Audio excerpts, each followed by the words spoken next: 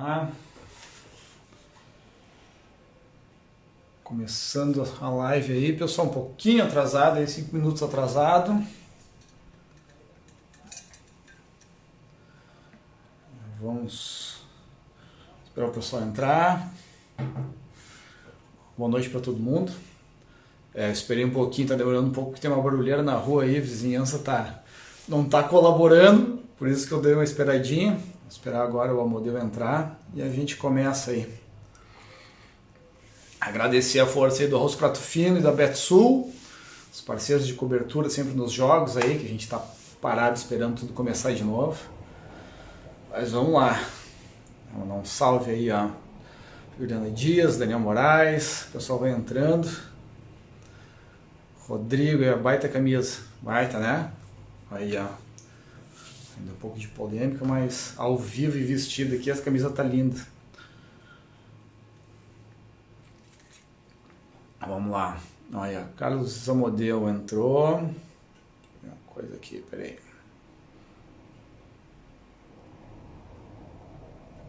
Vamos ver aqui, chamar o Amodeu. Esperando ele entrar aí. Tá aí o CEO. E aí, Duque, tudo bom? Boa noite.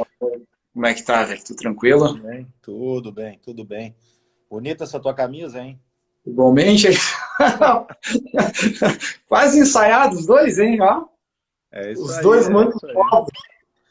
Camisa 1 e camisa 2, hein? Vamos dizer que a gente fez uma dobradinha aí. Eu tô faltando os patrocínios aqui, ó. Betsul, Vero. Como é que estão as vendas aí dessas camisas? Tem notícia? Está sendo um sucesso, tá sendo um sucesso a venda das camisas. Já vendemos aí um montante bem expressivo, considerando que a gente está trabalhando só com a loja online, né? Então, esse também é um aspecto bem importante, mas a gente está bem satisfeito com o volume das vendas. São camisas com conceitos inovadores e, por serem inovadores, sempre trazem um pouco de divisão de opiniões, né? Mas depois que o pessoal olha diretamente, assim como eles estão tendo a oportunidade, o pessoal que está entrando está tendo a oportunidade de ver tanto na tua camisa como na minha camisa, e o pessoal vê que é realmente muito bacana.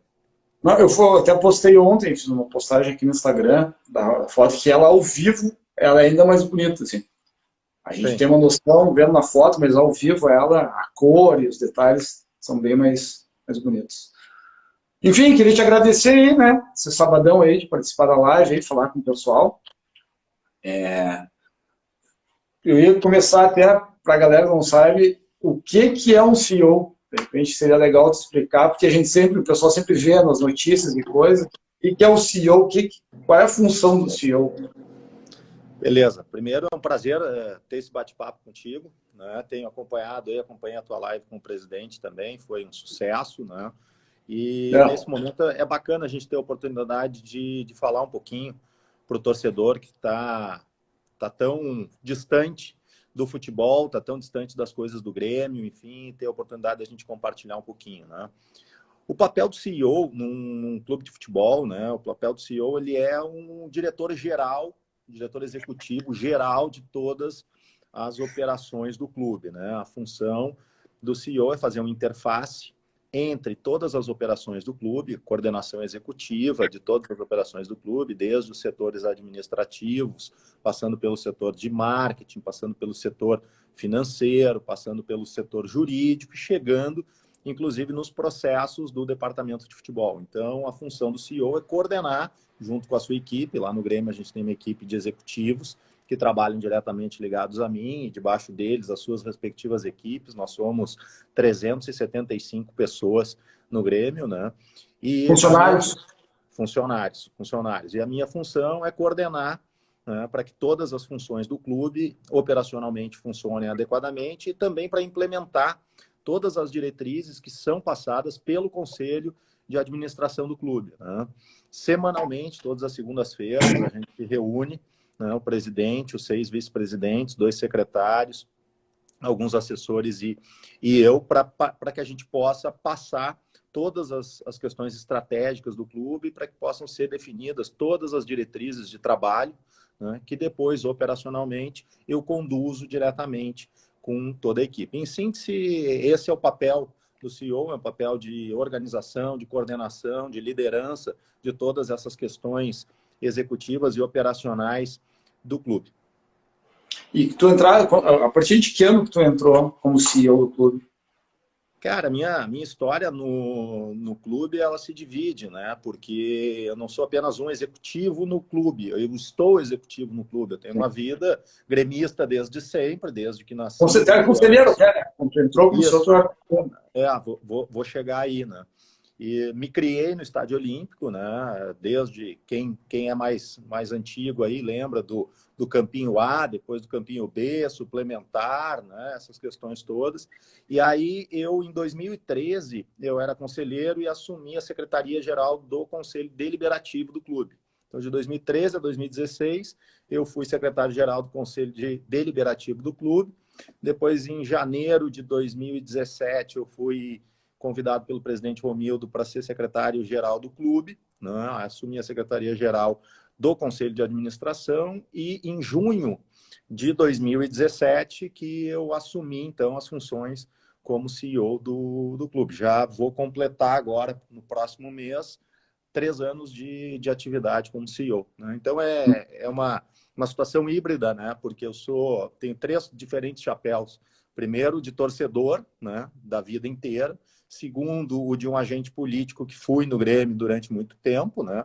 Fui presidente de grupo político, sou sócio, hoje não atuante do Grêmio Imortal, estou licenciado das atividades do dia a dia do grupo por conta da minha função executiva, né? Mas, e hoje como executivo. Então, tem 3 diferentes chapéus que a gente fica trocando, né?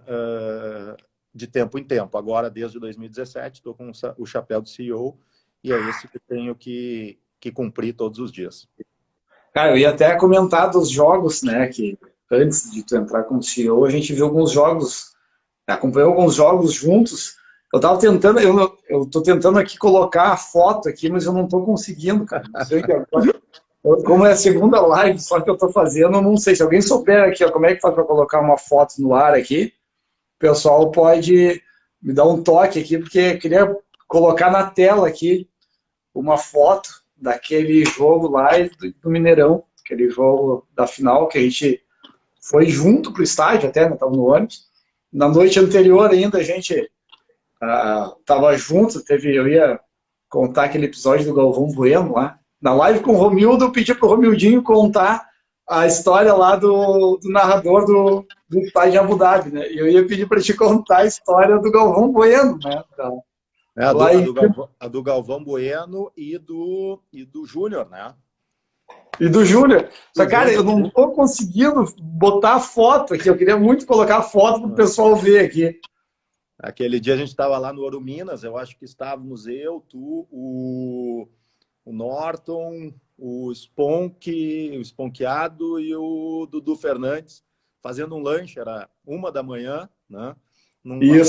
Numa sobreloja, assim, né? Num mezanino, melhor dizendo, né? Isso. A gente estava fazendo um lanche ali, daqui a pouco aponta lá embaixo o Galvão Bueno e o Júnior chegando. Naquele estadinho, né? Aí, quanto ao estado dos dois, aí pergunta para o Norton, porque o Norton atravessou o hotel para ir lá, entrou no elevador com os caras. Então, o Norton estava no estado compatível com o do Júnior, né? No momento, né? Exatamente. Mas eram viagens muito legais, né, cara?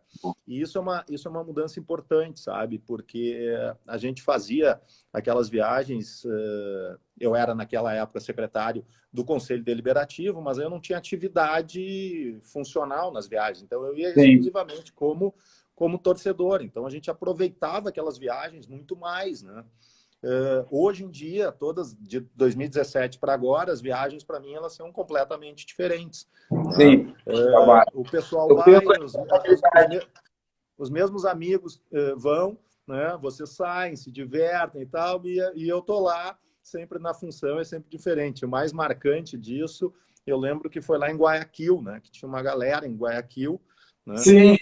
E o pessoal aproveitava, ia tomar banho de piscina. A melhor viagem das viagens que eu fiz com o Grêmio, cara, aquela foi a melhor das viagens, assim, aquela foi espetacular. Eu tô virando aqui que eu vou achar foto, que eu vou botar a foto aqui, porque aquela foto tem que ser mostrada aqui. Tá certo, tá certo. Mas, bom, você estava falando de Guayaquil. Não, estava dizendo que em Guayaquil também foi marcante nesse sentido, porque a gente tinha uma série de atividades para fazer, a gente estava cuidando de todos os detalhes para que tudo acontecesse como no final acabou acontecendo, né? Aquele jogo foi um jogo super marcante, né? Essa foto aí é lá de Minas, né? Minas, Lá de 2016. em pleno Mineirão, né? Em pleno Mineirão. Exatamente. Que jogo! Do Mineirão. Que jogo! Do Mineirão. É isso aí. E aí todo mundo aproveitando a piscina, né, no pré-jogo e tal, e saindo, e vai para restaurante, vai conhecer a cidade e tal, e a gente envolvido. Então é bem diferente hoje em dia as viagens com o clube como eram para mim antes, né? Cada uma tem as suas peculiaridades, cada uma tem as suas especificidades, mas é tudo muito legal, né, cara? Tá envolvido nesse processo, seja como torcedor, seja como executivo. Eu vou nessas viagens, eu saio com o pessoal, a gente toma uma cervejinha, mesmo assim, eu sinto o peso ainda de estar registrando, de estar já pensando como é que vai ser no outro dia, do que filmar, do que fotografar, de como é que vai ser, ida pro estádio e tal. Eu imagino para ti, que deve ser uma responsabilidade muito maior por estar com o clube. Aqui, ó, tem mais uma aqui, ó. Minutos antes da gente encontrar com o Júnior. Essa daí é da noite do Júnior e do Galvão Bueno, né? Essa daí é da mesa, essa que eu estava te falando, né? Foi momentos antes. Deixa eu botar aqui os parceiros aqui de novo.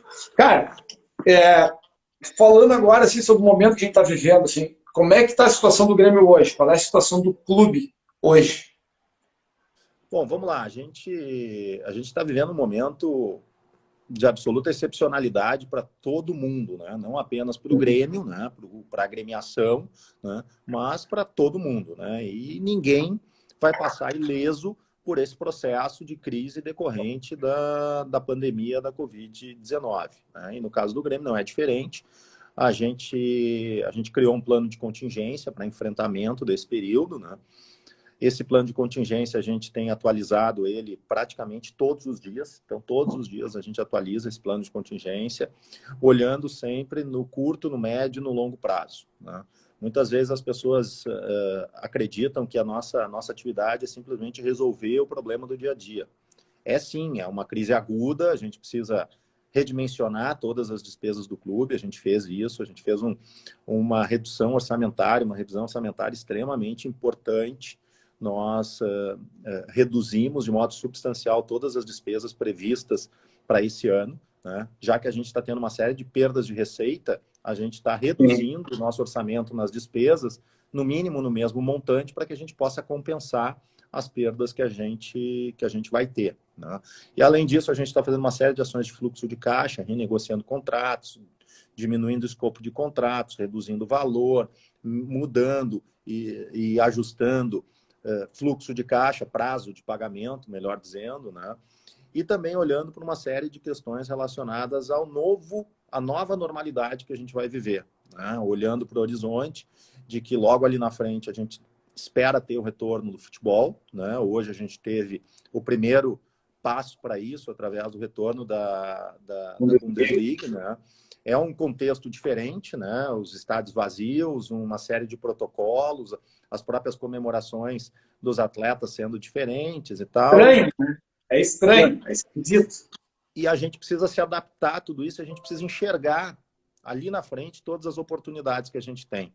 Então, o que eu queria comentar é que a gente hoje está redimensionando o clube, a gente está diminuindo todo o peso operacional das nossas despesas no clube, a gente praticamente suspendeu todas as atividades em todos os setores do clube, à exceção do departamento de futebol profissional, para que a gente reduza as despesas operacionais. A gente tem uma série de profissionais com contratos suspensos, com redução de jornada. Nós, executivos do Grêmio, voluntariamente, nós decidimos reduzir as nossas remunerações em 25% para colaborar com a remuneração daqueles que recebem menos na estrutura da cadeia, né? Na estrutura da pirâmide, né? Melhor dizendo. Isso o departamento de futebol também?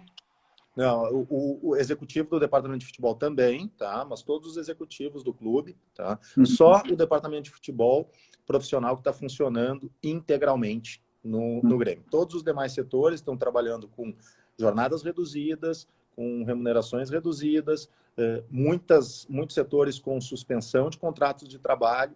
E aí é importante dizer que um dos nossos principais objetivos estratégicos nesse processo do plano de contingência é preservar os empregos dos nossos colaboradores. Eu ia perguntar sobre isso.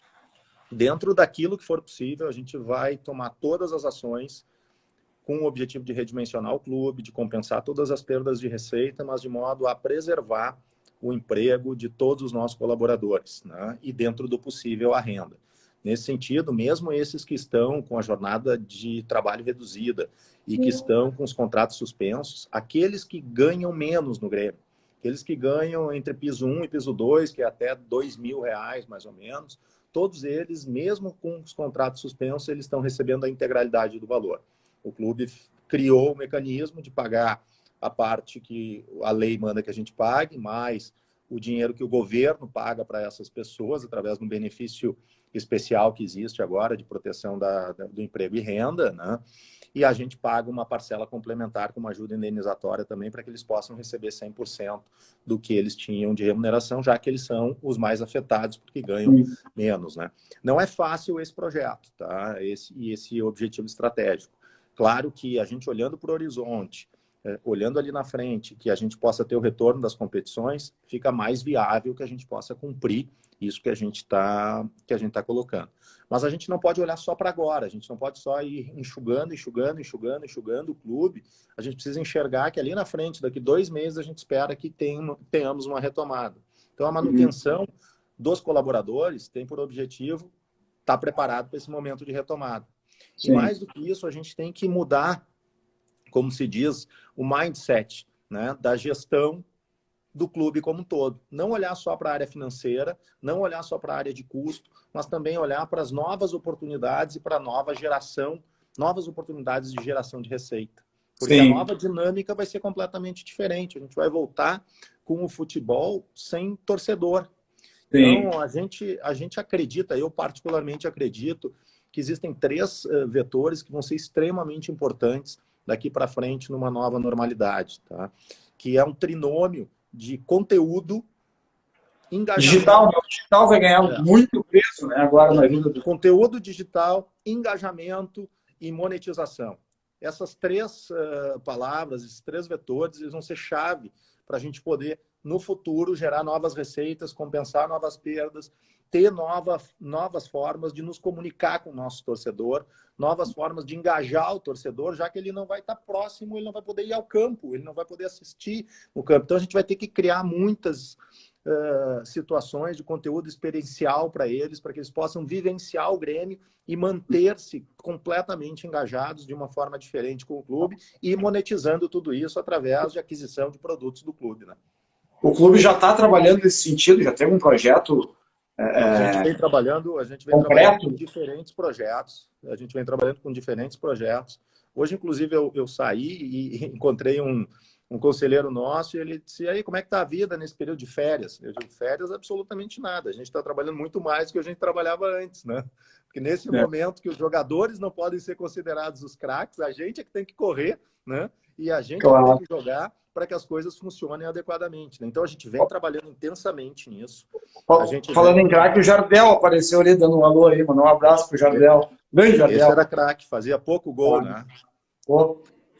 Então, de fato, a gente está trabalhando sim, né, com a equipe do marketing, com o Beto, com a equipe dele. A gente vem pensando muitas situações nesse sentido e a gente espera em breve poder começar a ir lançando essas oportunidades. Inclusive, a gente mudou um pouco a política de publicações das nossas redes sociais, a gente está intensificando, mudando conteúdo, e a gente teve um resultado bastante interessante em abril, com um crescimento importante do engajamento do fã, né, nas nossas redes sociais por conta desses ajustes, que muitas vezes o grande público ele não permite, ele não percebe de primeira, né, mas que a gente está já mexendo nesses conceitos, a gente espera em mais 30, 60, 90 dias ir periodicamente lançando novas situações e novos produtos e novas plataformas e assim por diante. Eu falei com o presidente Romildo na live esses dias, ele comentou que o clube tinha feito o planejamento para 3 meses, né? Tinha feito montado um cenário para 3 meses, e a partir de como a coisa ia evoluindo, porque é um troço atípico que a gente está vivendo, a gente não sabe para que lado tudo pode ir, dependendo de como a situação se desenrola, o clube vai ajustar, né, a situação. Dentro desse planejamento de 3 meses, como é que o clube está? A coisa está indo mais ou menos como foi imaginado, ou o clube está tendo que fazer muitas adaptações nesse caminho aí?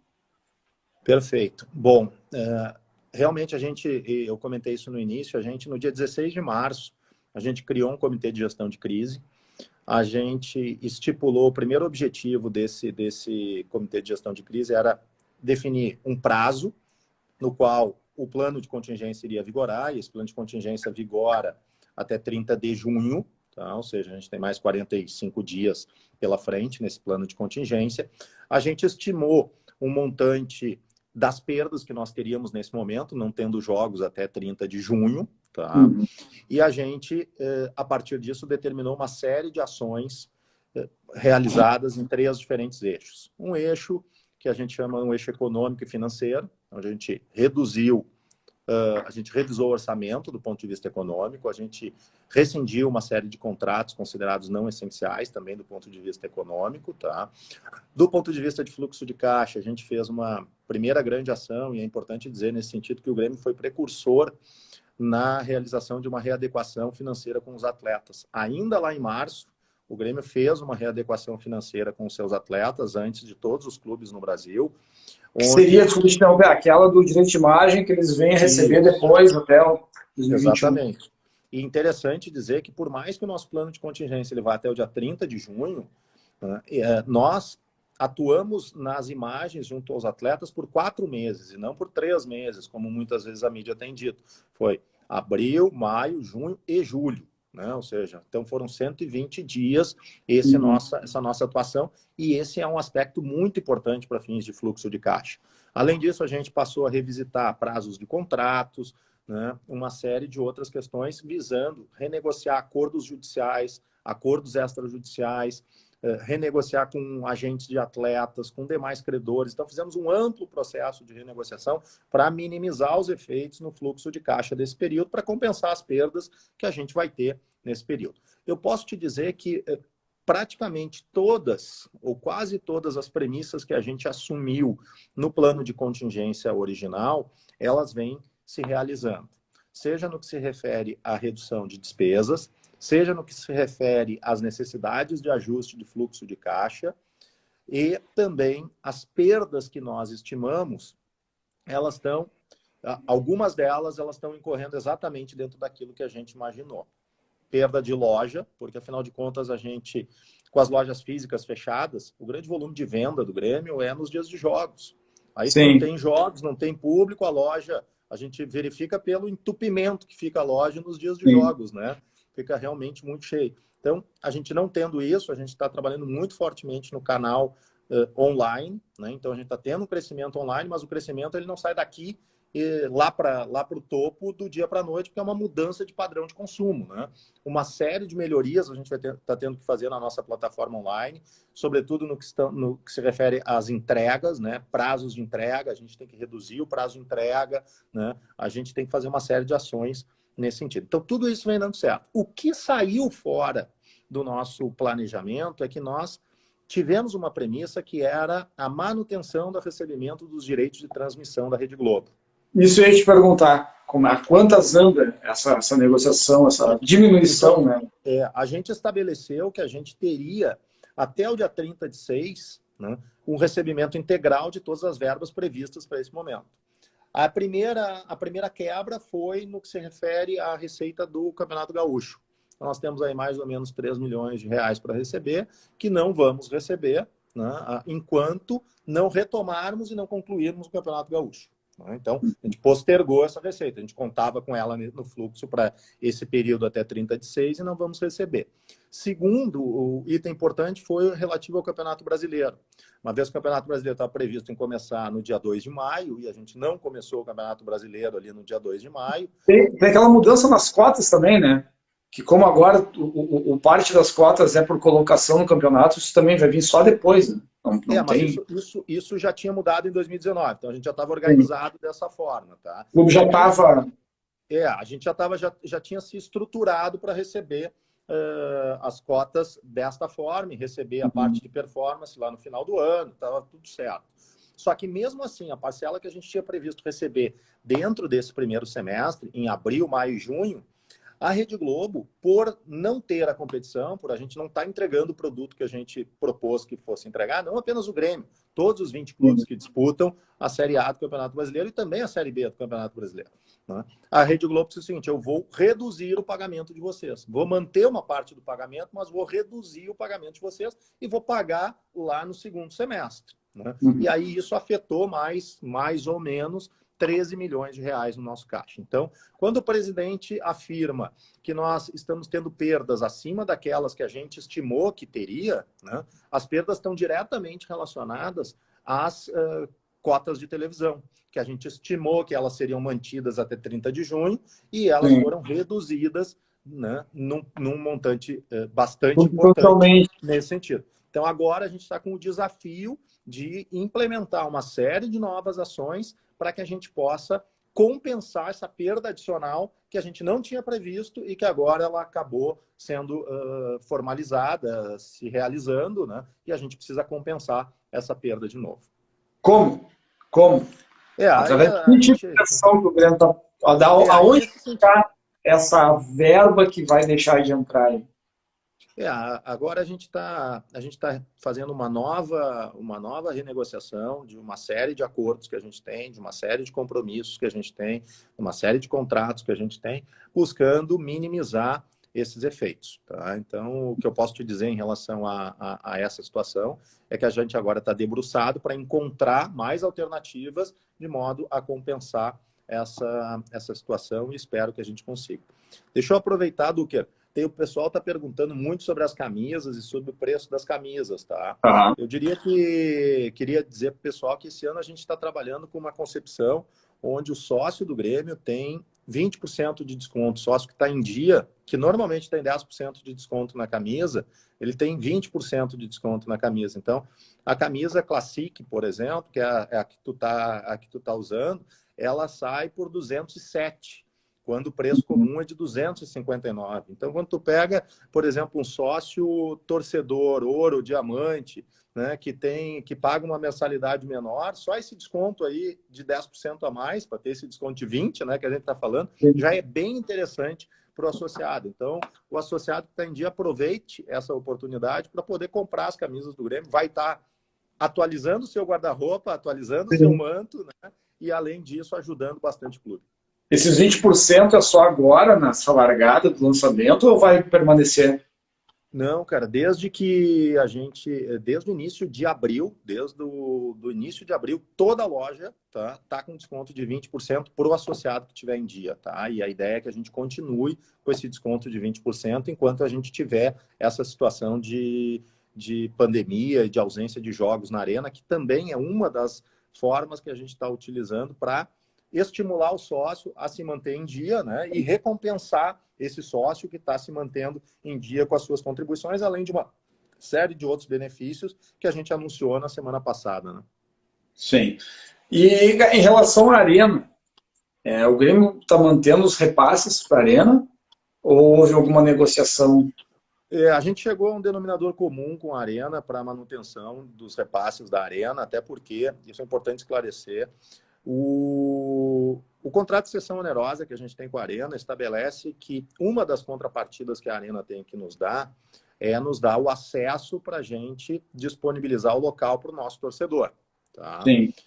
Entretanto, não é a única obrigação que ela tem. Ela tem a obrigação de manter a Arena em plena manutenção, ou seja, manter a manutenção predial da arena em cima desse contexto e também manter a manutenção do gramado, manter o asseio, né, a limpeza de toda a arena, enfim, tem uma série de outras atividades. Então, se a gente simplesmente suspendesse os pagamentos do repasse, né, da cessão onerosa, naturalmente também eles poderiam, do outro lado, suspender o cumprimento das obrigações dele. E a gente tem que ter a nossa arena pronta para tão logo as atividades retornem, a gente tenha a arena em plenas condições. Inclusive, essa semana, a gente está trabalhando ainda em home office, mas essa semana eu tive 2 dias na arena e estava lá o equipamento de iluminação para manutenção do gramado. A gente está entrando no inverno agora, a grama de inverno foi plantada faz uns 30 dias, então tem que manter essa manutenção como um todo. E, mais do que isso, o plano de vantagens dos sócios que a gente deu, onde eu também, pegando como exemplo o sócio-torcedor, vou de novo no caso do sócio-torcedor, a gente está dando para o sócio-torcedor, quando os jogos voltarem, pelo mesmo período em que a gente não tiver jogos com público na arena, a gente está dando o direito de eles comprarem os ingressos com desconto adicional. Então, o sócio-torcedor que podia comprar com 10% de desconto, vai comprar com 20% de desconto. É o dobro de desconto no ingresso para ele. O sócio diamante, que tinha 30%, 40%, 50% de desconto, vai ter 40%, 50%, 60% de desconto. Quem é que está dando esse desconto? Quem está dando esse desconto, na verdade, é a Arena Porto Alegrense, porque quando ela compra o ingresso, ela compra o ingresso da Arena Porto Alegrense, não do Grêmio.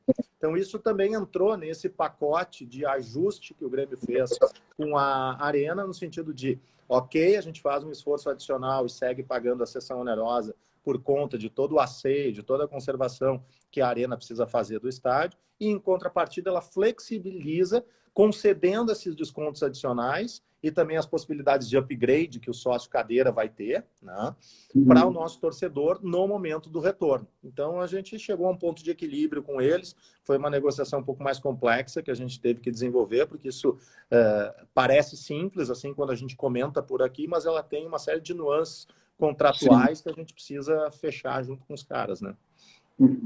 E os patrocinadores do clube estão todos em dia? Ou está tendo alguma negociação que de uma forma, também, como foi a Globo, com direito de transmissão, com os patrocinadores também? Eu te diria que de uma forma geral, tá? Os principais patrocinadores do clube, eles estão com seus contratos todos em vigor e em dia com as suas relações. Até porque, na sua grande maioria, os principais patrocinadores são patrocinadores com uma relação muito longa com o Grêmio, muito sólida, muito robusta, né? E muito consistente. Então, essa relação de parceria permite que mesmo num momento de excepcionalidade como o que a gente está vivendo, a gente possa ir ajustando a nossa relação comercial com eles, sem que isso afete os nossos pagamentos no primeiro momento, né? E essa desaquecida, digamos assim, que deu o futebol, essa parada, tu achas que isso, que os clubes de fora vão vir com propostas agora para jogadores do Grêmio, ou eles vão segurar agora? Que eu falei isso, é uma coisa que eu falei com o Romildo também, ele ainda comentou que, né, o fato que deu uma desvalorizada no futebol, mas por outro lado a moeda, o dólar subiu, o euro subiu muito, então que essa subida da moeda pode compensar uma eventual desvalorização do futebol em geral. Mas tu achas que agora, na janela do meio do ano, vem alguma coisa, o Grêmio vai ter necessidade de vender? Como é que tá? Vamos começar pela necessidade, né? Por mais que a gente esteja fazendo plano de contingência bastante importante, bastante consistente e abrangente, tá? Por óbvio, a gente tem ainda a necessidade, em termos de orçamento, isso está lá na peça orçamentária nossa, de termos, neste ano, 88 milhões de reais de receitas decorrentes de vendas de atletas. Nós já realizamos 18 milhões. Então, faltam ainda 70 milhões de reais. Então, para que a gente cumpra o nosso orçamento, até independente do plano de contingência que a gente está fazendo, ainda faltam 70 milhões de reais para a gente realizar de venda de atletas. Então, esta é a necessidade mínima que a gente tem de vendas de atletas para terminar o nosso orçamento de modo equilibrado. Tá? Com relação ao mercado, eu posso te dizer que, na minha percepção, e tenho conversado com muita gente, não apenas no Brasil, mas também no exterior, sobre isso, tá? É que o mercado vai começar a se movimentar a partir de julho, tá? Meados de julho. Eu diria lá pela segunda quinzena de julho é que o mercado vai começar a se movimentar. O futebol está recém retomando. Então, assim, a gente teve a Alemanha hoje retomando, a Itália está retomando os treinos coletivos a partir dessa semana. A gente ainda não tem uma previsão clara do mercado francês e do mercado inglês. Então, a gente está olhando para os principais mercados, né, compradores. Tá? Então, eu acredito que à medida que o futebol na Europa retorne, negócios existirão, mas não existirão negócios num volume de negócios como nas janelas anteriores. Até porque não é somente a pandemia que afeta essa situação. Já na Europa, as últimas 2 ou 3 janelas, elas se modificaram muito. Quem acompanha, está no dia a dia desses negócios, vê que o fair play financeiro que a Europa aplica, que é muito rígido e que suspende os clubes das competições se eles não cumprem o fair play financeiro, está modificando o mercado. Então, o que a gente já viu nas últimas janelas, que a gente vai ver nessa daqui também? Muita troca de jogador. Uhum. Então, muito empréstimo com opção de compra de jogador. Grandes negócios não existirão nessa janela. Assim, negócios fora da curva, né? Um negócio como um negócio de Neymar, um negócio de uma magnitude muito maior, não devem existir. Pode haver uma deflação? Pode haver uma deflação, porque a atividade econômica no mundo ela vai se readequar, e readequar para menor. Né? Agora, se existe uma coisa de bom em tudo isso que a gente está falando, e o presidente já comentou sobre isso, tu acabou de falar e eu vou me permitir repetir, é a desvalorização do real em relação ao euro. Né? A desvalorização do real em relação ao euro faz com que a gente tenha negócios que antes aconteceriam em 10 milhões de euros e que agora podem acontecer em 7 milhões de euros, a quantidade de reais que a gente vai receber é absolutamente a mesma que a gente receberia em janeiro, né, ou antes da crise, se a gente fizesse um negócio por 10 milhões de euros. Como o nosso orçamento é em real e os nossos compromissos, na sua maioria, são todos em reais, a gente acaba compensando essa eventual deflação. É isso que eu imagino que vai ser na janela de transferência. E o mais importante, só para não lembrei agora, do que o mais importante é o seguinte, mais do que isso, a gente tem uma gama de ativos que são importantes. E eu acho que isso tem muito a ver com o resultado do trabalho que a gente faz na categoria de base do Grêmio.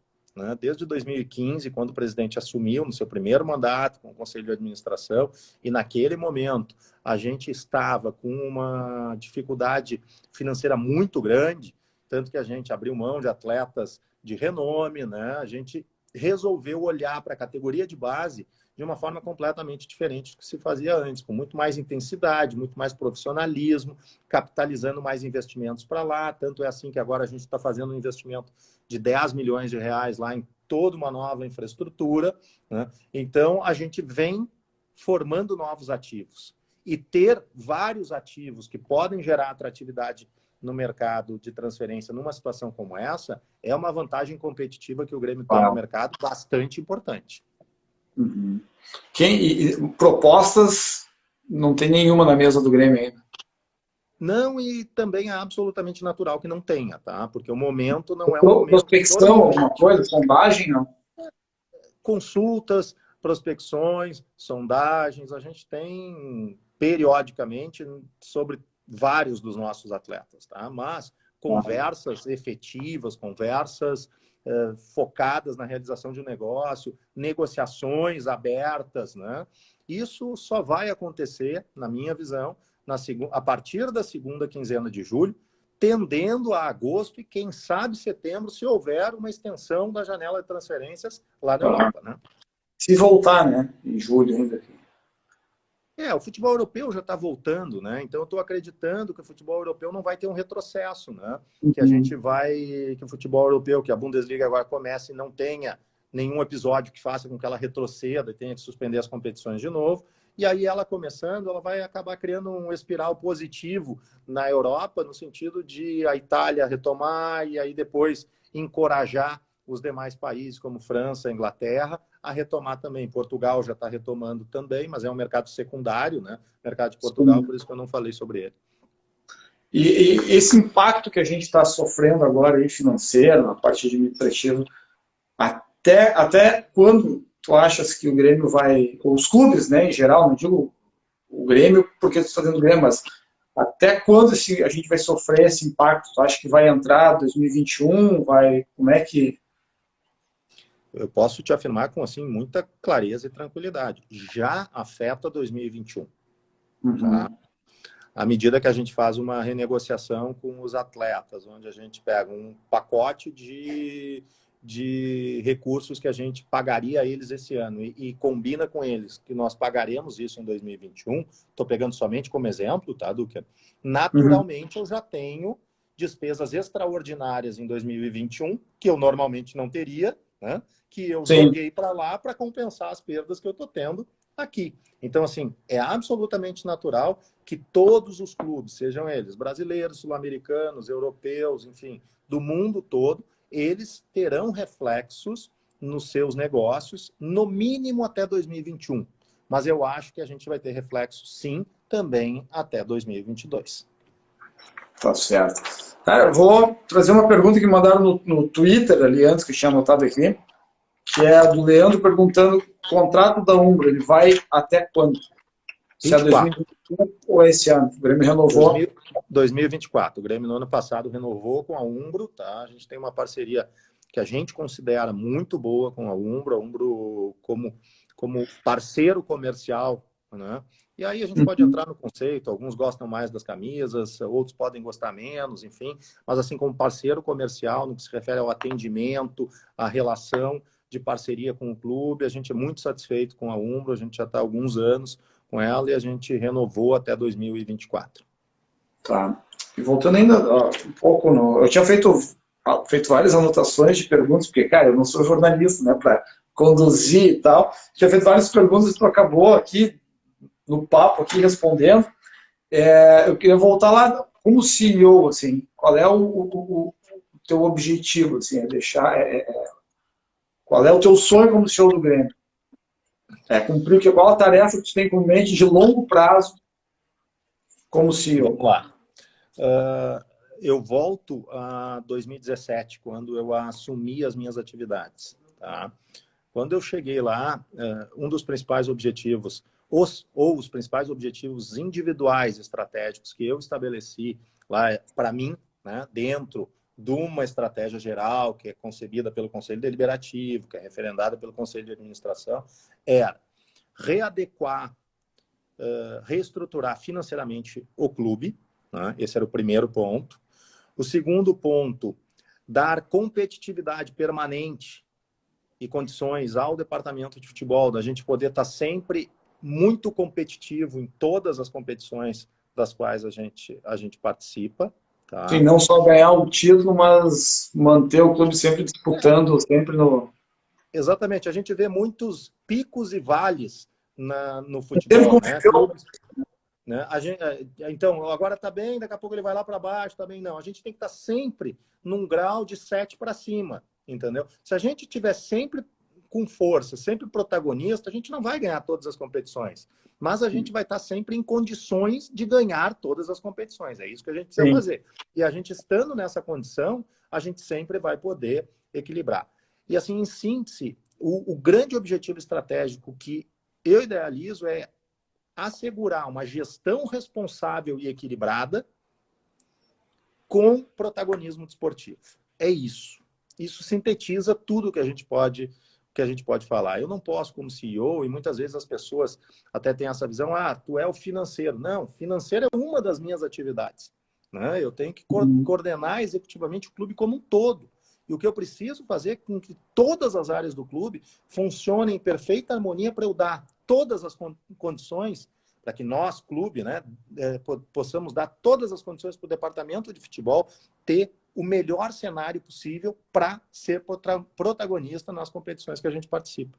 Essa é a função essencial, não apenas do Amodeu, não o objetivo só do Amodeu, mas de qualquer dirigente de um clube de futebol, ele tem que pensar dessa forma, né, cara? Mas, assim, de modo responsável, tem que trazer a racionalidade para equilibrar com a emoção. A emoção tem que estar, a paixão tem que estar, né? A abnegação tem que existir, mas a gente não pode permitir que ela seja a qualquer preço. A gente tem que trazer racionalidade para isso. Só assim a gente consegue olhar para o longo prazo e dizer o seguinte: daqui 2, 3 ou 4 anos o Grêmio vai estar economicamente estável e com um grupo forte, com salários em dia, com investimentos em novos atletas e assim por diante. Uma grande estrutura, né? O Grêmio montou e vem montando até na base, agora lá no CT, as reformas, na base. E a minha visão, assim como no início eu te disse, que em termos de novas receitas e de marketing, comunicação, eu imagino que a gente vai ter que trabalhar nesse trinômio de conteúdo digital, engajamento e monetização. Tá? Uhum. Eu entendo que nos próximos de 3 a 5 anos, ou até 3 a 5 anos, as categorias de base serão a tábua de salvação dos clubes brasileiros. O Grêmio já tem uma política muito consistente na categoria de base. O Grêmio já vem produzindo atletas e fazendo grandes vendas também, que tem segurado um monte, né? E o Grêmio tem uma estrutura muito consolidada, uma equipe de profissionais que trabalha lá, que é muito competente, muito comprometida com o clube, né? E a gente tem um olhar diferente para a categoria de base. Esse investimento que a gente está fazendo lá em infraestrutura não é exclusivamente para melhorar a acomodação no alojamento dos atletas. É para dar uma outra condição, é para fazer com que os atletas vivenciem, né, diuturnamente o nosso CT, para que eles tenham uma infraestrutura melhor, para que a gente consiga estar mais próximo deles e formá-los cada vez melhor, né? Porque eu acredito que as categorias de base serão a tábua de salvação dos clubes brasileiros nesse pós-crise, quando a gente fala do ponto de vista de perspectiva desportiva, né? Uhum. E desses objetivos que tu colocou, quando tu entraste a longo prazo, algum já foi concluído? Já conseguisse alcançar alguma dessas metas que tu colocaste lá quando tu entrou em 2017? Conseguimos. Nós fizemos um trabalho super importante de readequação financeira do clube. Em 2016, o clube tinha, vou aqui tentar falar de uma forma simples para que o pessoal entenda, tinha um passivo de curto prazo, que são aquelas obrigações que a gente tem que pagar em 12 meses, tá? No universo de 12 meses, de 211 milhões de reais. Nós chegamos no final de 2019 com 126 milhões de reais. Então, a gente reduziu 85 milhões de reais nesses compromissos de curto prazo. A gente tinha em 2016 endividamentos bancários da ordem de 90 milhões de reais. A gente chegou em 2019 com 26 milhões de reais de endividamento bancário. Isso faz com que a gente pague menos juros para os bancos. Pagando menos juros para os bancos, sobra mais dinheiro para a gente investir, seja em infraestrutura na categoria de base, seja investir num grupo de jogadores mais forte, num plantel mais competitivo, né? Em melhorias dentro do clube como um todo. Então, esse contexto de readequação financeira do clube, até 15 de março de 2020, eu vou te dizer que era um dos objetivos que a gente tinha, sim, concluído e vinha mantendo. Agora, a crise vai nos desorganizar um pouco do ponto de vista financeiro, é natural, nós não vamos passar ileso por isso. Né? Mas a gente vai passar muito melhor do que a gente estaria se a gente não tivesse feito esse trabalho intenso lá desde 2015 e aí comigo desde 2017, né, até agora. Então, o trabalho que foi feito de 15 até agora, ele tem sido muito consistente para que isso aconteça.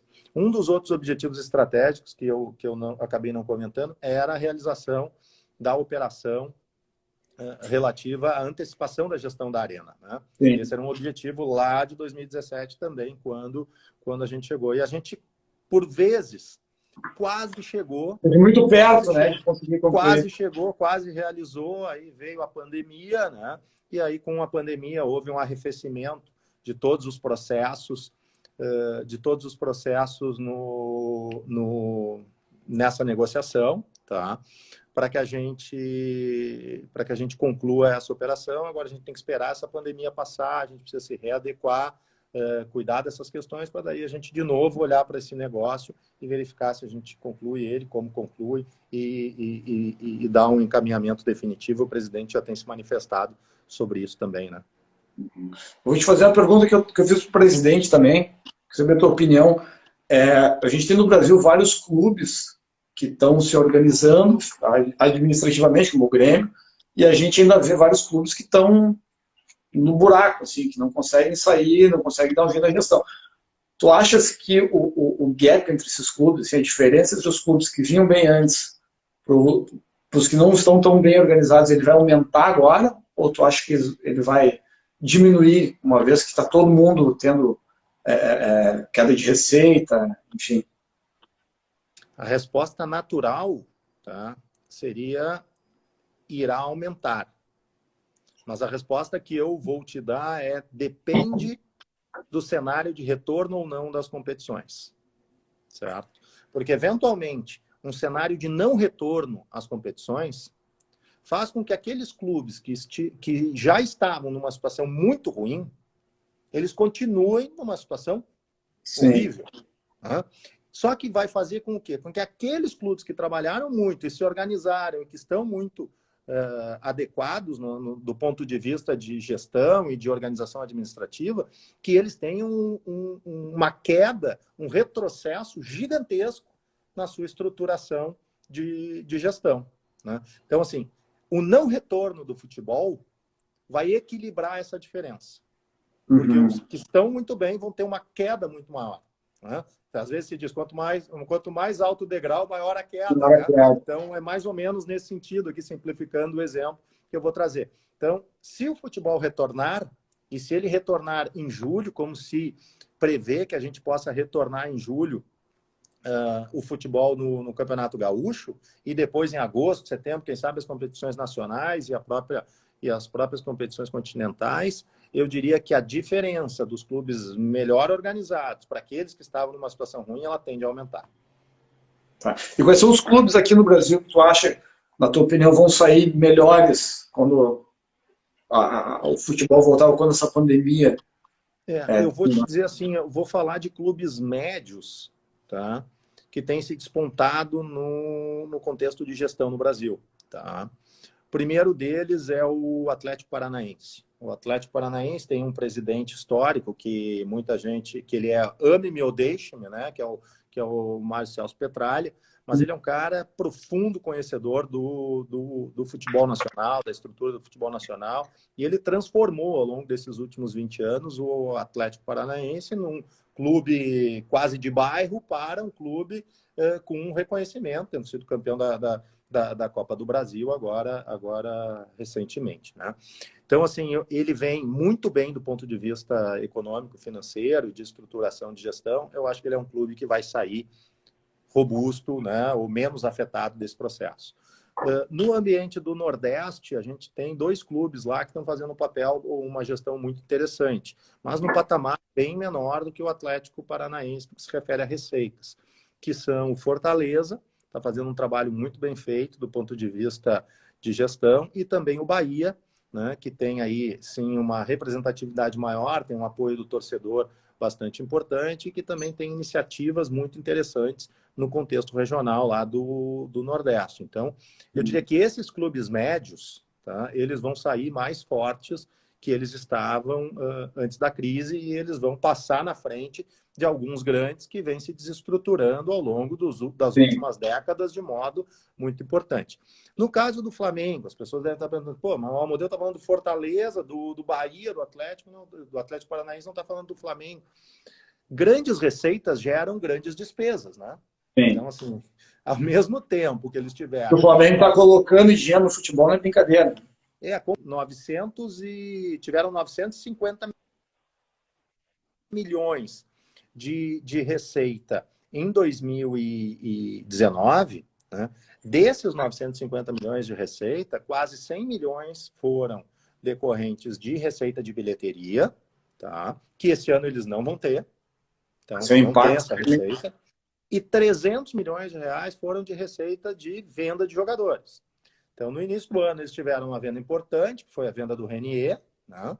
E não sei se terão novas vendas na metade do ano, porque tu olha para o plantel deles, é um plantel já consolidado e não de atletas que possam ter um grande valor de mercado. Então, pode ser que o Flamengo passe por um processo de dificuldade maior do que as pessoas, de uma forma geral, estão enxergando que ele possa passar, porque mesmo com 950 milhões de receita, tiveram apenas, entre aspas, 50 milhões de superávit, 50 e poucos milhões de superávit, levando em consideração 100 milhões de receita de bilheteria e 300 de revenda de atletas. Se essas duas não corresponderem a esse mesmo patamar, e não corresponderão, provavelmente, né, vai ter problema. Tá. Eu estou aqui, ó, eu não consegui acompanhar muito aqui os comentários, mas eu vi que o Diego Torbes botou aqui, ó, Luca, pede para o pessoal votar no modelo como melhor CEO 2020 no site do ConaFoot. Faz seu jabá aí, então, agora aí, ó, como é que o pessoal vota? Na verdade, não apenas o modelo, né?